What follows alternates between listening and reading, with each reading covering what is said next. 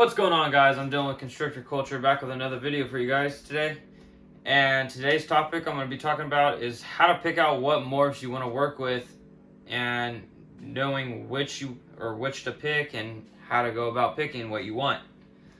Quick little update: did a full entire deep clean of the tubs and all today.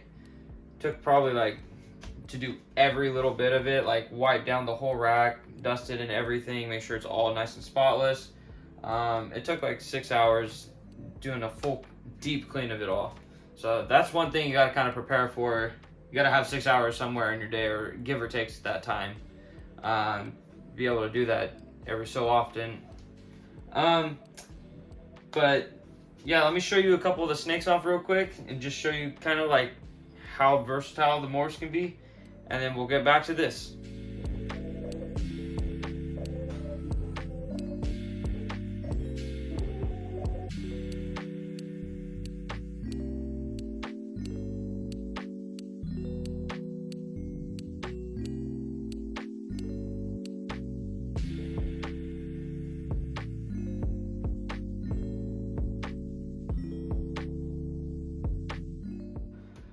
So, coming back to how to pick out what morph you want to work with, or morphs to work with, and like recessive pathing versus codoms, dominant genes, and yeah.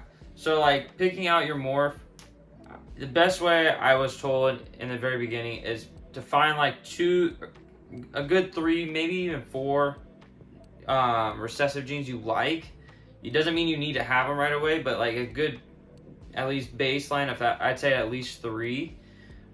Just what you want to work with. Pick 3 that you really like and just kind of stick to those.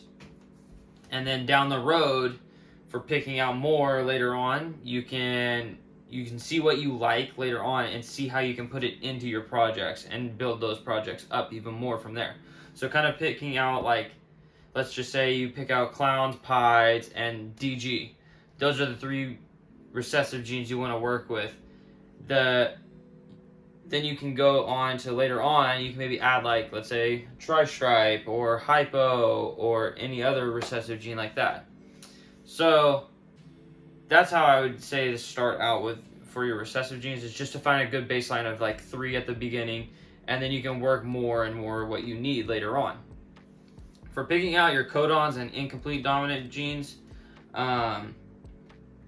I'd find a good couple that you baseline like. I'd say like a good, actually like 3 or 4 good baseline genes that you like to work with. Find something that like does enough for the snake where it'll change it in different ways that you like. So like spot nose does a really good job of giving a lot of pattern, but it'll also give a different little bit of color into the snake and all that. Another good one would be like leopard, orange dream. There's all kinds. There's a giant list. If you just go onto Morph Market and look up snakes, you can literally see all these combos out there, and it's just,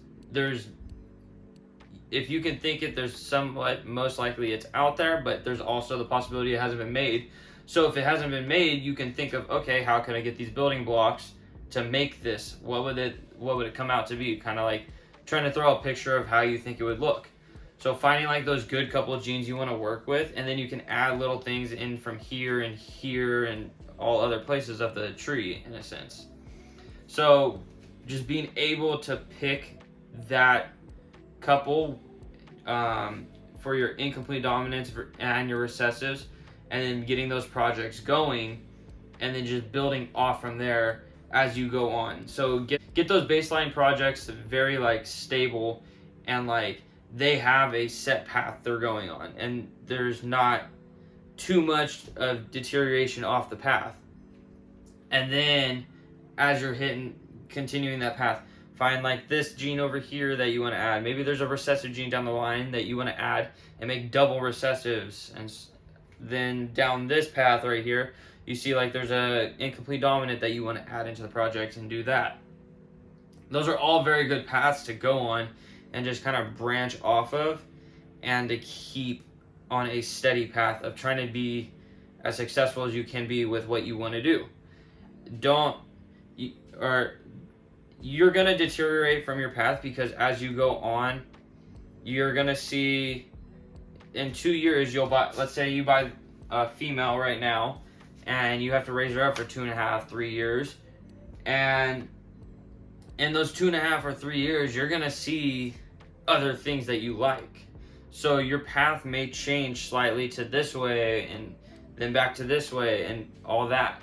So you kind of gotta just find like your good baseline you can work with, and then you can kind of like swerve how you need to go.